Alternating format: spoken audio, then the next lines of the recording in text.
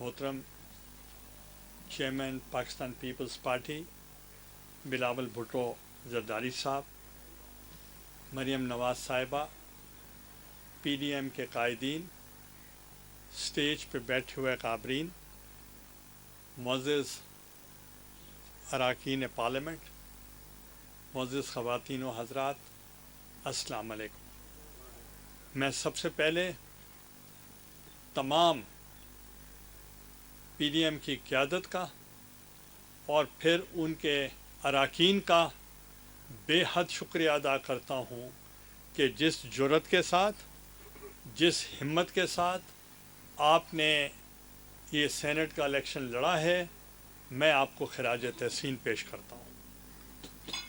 مجھے یاد ہے کہ جب میں الیکشن لڑنے لگا تو مجھے سب آئے کہ آپ وزیر اعظم بھی رہے ہیں، آپ اسپیکر بھی رہے ہیں، آپ فیڈرل منسٹر بھی 4-5 مرتبہ رہے ہیں، تو آپ کو کیا ضرورت ہے سینٹ کی سیٹ پر لڑنے کے لیے؟ مگر ہم پی ڈی ایم کا حصہ ہیں اور پی ڈی ایم کے فیصلوں کے ہم پابند ہیں اور فیصلوں کے مطابق مشکل فیصلے بھی کرنے پڑتے ہیں، اور اس کا مقصد یہ نہیں ہوتا کہ صرف جو چیلنجز ہوتے ہیں وہ ایکسیپٹ کرنے پڑتے ہیں۔ اور اس چیلنج کو جب مجھے کہا گیا تو میں نے وہ چیلنج ایکسیپٹ کیا اور میں اس سینٹ کی سیٹ سے الیکشن میں نے لڑا، اسلام آباد کی سیٹ سے۔ یقین جانیں کہ مجھے معلوم ہی نہیں تھا کہ اتنا عرصہ اسمبلی میں رہنے کے بعد کہ سینٹ کی سیٹ اسلام آباد سے بھی ہوتی ہے، نیشنل اسمبلی سے۔ مجھے پتہ ہی نہیں تھا، کیونکہ میجورٹی پارٹی جو بھی ہوتی تھی وہ بن جاتے تھے اور یا بلا مقابلہ بن جاتے تھے، اور گورنمنٹ ان پاور، اس کے مقابلے میں الیکشن لڑنا کوئی معمولی بات نہیں تھی۔ یہ کارنامہ آپ کا تھا، پی ڈی ایم کا تھا، اور آپ کا ٹیم ورک تھا، جس کے حوصلے کی وجہ سے ہم نے الیکشن لڑا۔ اور جب الیکشن میں لڑ رہا تھا، ایک منسٹر میرے پاس آئے تو میرے سامنے کھڑے ہو گئے، تو میں نے کہا خیریت ہے، کیسے تشریف لائے؟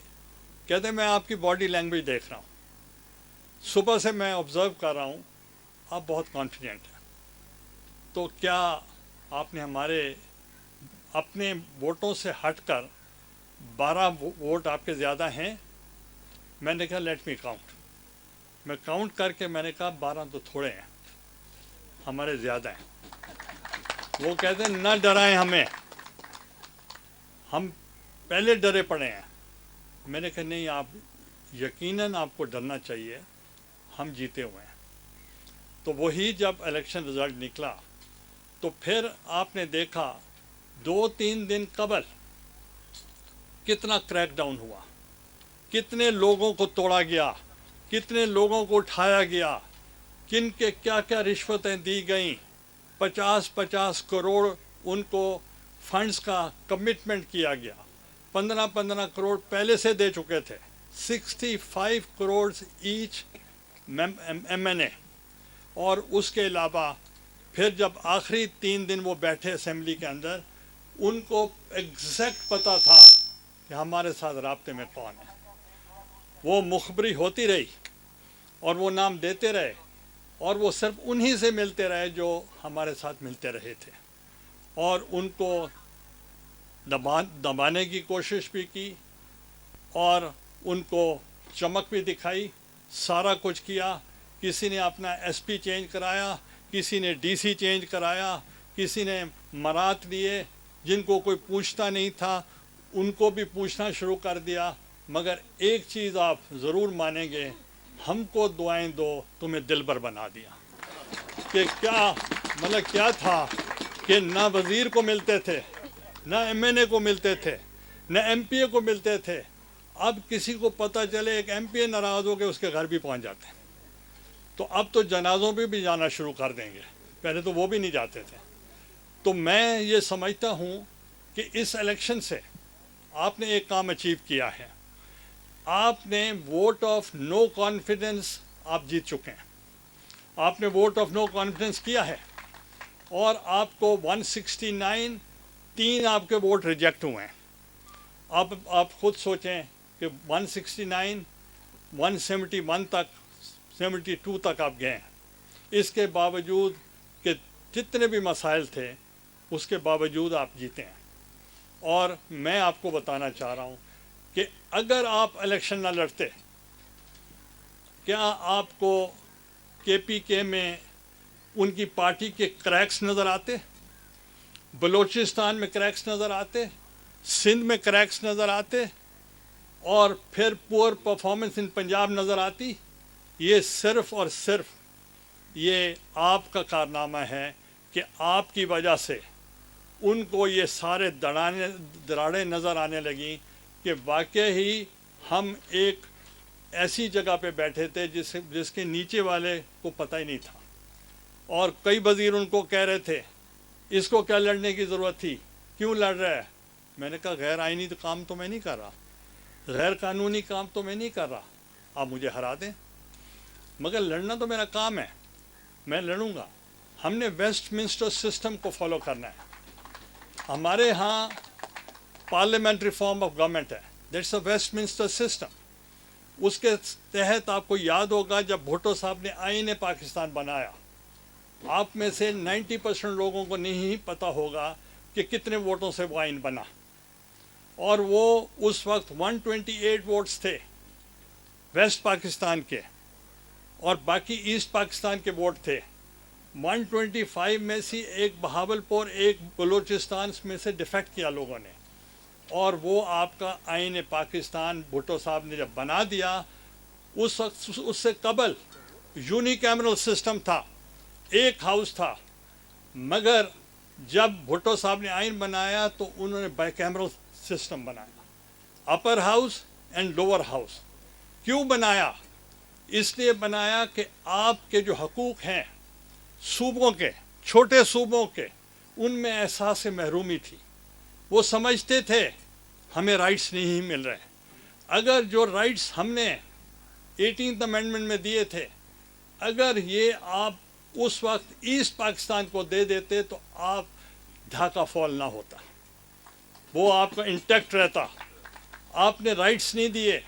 ہم نے جو سینٹ کا بنایا تو اس سے ایک لوگوں میں کانفیڈنس آیا چھوٹے صوبوں میں کہ احساس محرومی میں ختم ہونے میں کچھ ان کو فائدہ ہوا. پھر ہم نے آغاز حقوق بلوچستان کیا. اس میں بھی جتنے ریزولوشنز تھے بلوچستان اسمبلی کے، جتنے ڈیمانڈ آپ کے تھے، ہم نے سارے بیچ میں ڈال دیے اور سارے آپ کو دے دیے. اور پھر این ایف سی ایوارڈ دیا اور مجھے کہنے لگے لوگ آپ نے این ایف سی ایوارڈ دے دیا ہے. اب کے پی کے میں، بلوچستان میں، سندھ میں لوگ اتنے پڑھے لکھے نہیں ہیں، وہ اتنے تعلیم یافتہ نہیں ہیں، ان میں اتنا ایکسپیرئنس نہیں ہے، ان کو فنڈز استعمال کرنا نہیں آتا، تو آپ ان کو کیوں دے رہے ہیں اتنا funds? Billions of rupees, royalties, سارا کچھ میں دے رہا تھا. تو انہوں نے کہا یہ کیوں دے رہے ہیں؟ میں نے کہا میرے سے ایک بات سنو، تمہارا بیٹا ہے؟ کہتے ہیں ہاں ہے. میں نے کہا تم مر جاؤ، آپ کا وارث کون بنے گا؟ کہتے ہیں میرا بیٹا بنے گا. میں نے کہا وہ تو نالائق ہے، کوئی اور بن سکتا ہے؟ کہتے ہیں نہیں، میرا بیٹا بنے گا. میں نے کہا وہ جیسے بھی ہیں وارث وہی ہیں، وہی ان کا حق ہے کہ وہ ان بجٹ کے اوپر استعمال کریں، اور ہم نے وہ کیا. اس لیے میں چاہ رہا ہوں کہ ہم نے ڈگنیٹی پریویل کی ان دا پارلیمنٹ، ہم نے supremacy of the parliament prevail کی، ہم نے کانسٹیٹیوشن کو پریویل کیا، ہم نے رول آف لا کو پریویل کیا. اب میں آپ سے پوچھنا چاہتا ہوں، 104 امینڈمنٹ کانسٹیٹیوشن میں ہوئی تھیں، یاد ہوگا آپ کو، اور اس میں تقریباً 104 میں سے یونانیمسلی وہ امینڈمنٹ پاس ہوئی تھی ان دا کانسٹیٹیوشن. آؤٹ آف 446 نن اپوزڈ، ایک نے بھی مخالفت نہیں کی تھی. یہ ہوتا ہے آئین سازی. یہ نہیں ہوتا کہ آپ آرڈیننس کے ذریعے کہیں کہ آپ سپریم کورٹ کو پہلے لکھ دیں کہ آپ رائے دیں، پھر اس کی رائے آنے سے پہلے آپ آرڈیننس دے دیں. اگر آرڈیننس سے آئین بنتا ہوتا تو آپ نے تو وعدہ کیا تھا کہ ہم جنوبی پنجاب کو صوبہ دیں گے، تو آرڈیننس سے پھر صوبہ بھی بنا دیں. تو اس لیے آج الیکشن کمیشن نے جب انٹرپریٹیشن کی، انہوں نے کہا کہ ہم rewrite of the constitution نہیں کر سکتے. That is the role of the parliament. یہ تو ایسے ہے یہ عام فہم زبان میں آپ اپنی داڑھی کسی اور کے ہاتھ میں دے دیں. یہ کیسے ہو سکتا ہے کہ پاورز آپ کے ہوں اور استعمال کوئی اور کرے؟ تو پھر پارلیمنٹ کو ریڈنڈنٹ کر دیں اور پھر سارے فیصلے باہر ہوں گے. تو اس لیے میں آپ کو بتانا چاہ رہا ہوں کہ ہم نے پارلیمنٹ کے آنے سے پہلے جو فیصلہ سپریم کورٹ نے دیا کہ وہ رائٹ ہے پارلیمنٹ کا کہ وہ کانسٹیٹیوشن میں ترمیم کریں. آپ آئے نہیں تھے، پہلے ترمیم ہو گئی. تو یہ ہے ڈیموکریٹک فورسز کا آنے کا. تو اب میں صرف آپ کو یہ کہوں گا کہ جن لوگوں نے ہمیں ووٹ دیے وہ تو کرپٹ ہیں، وہ ضمیر فروش ہیں. تو پھر ایسے کر لیتے ہیں کہ وہ 17 یا 16 ممبر جو آپ اپنے منہ سے کہہ رہے ہیں ان کو نکال کے ووٹ آف کانفیڈنس لے لیں. پھر بتائیں لے سکتے ہیں یا نہیں لے سکتے. آپ جن کو چور کہتے ہیں، اپنے لوگوں پہ شک کرتے ہیں، تو پھر ان کے ساتھ بیٹھتے ہیں. تو اس کا مطلب نہ کل آپ کے تھے، نہ آج آپ کے ہیں، اور نہ آئندہ آپ کے ہوں گے. اور آپ دیکھیں گے ان کو پتہ چل گیا ہے ہوا کا کہ اس وقت تمام ملک میں پی ڈی ایم جتنے بھی ضمنی الیکشنز تھے وہ جیت چکی ہے. اور انشاءاللہ وہ یہ سارا الیکشن کا پتہ چل گیا. اب ان کو سمجھ آ گئی ہے. اب ان کے ساتھ بیٹھیں، کانفیڈنس لیں نہ لیں. ایک چیز طے ہو گئی ہے، ان کے صدر پاکستان نے بھی کہہ دیا کہ I am convinced that you have lost the majority. اس نے بھی ہماری تائید کر دی. Thank you very much.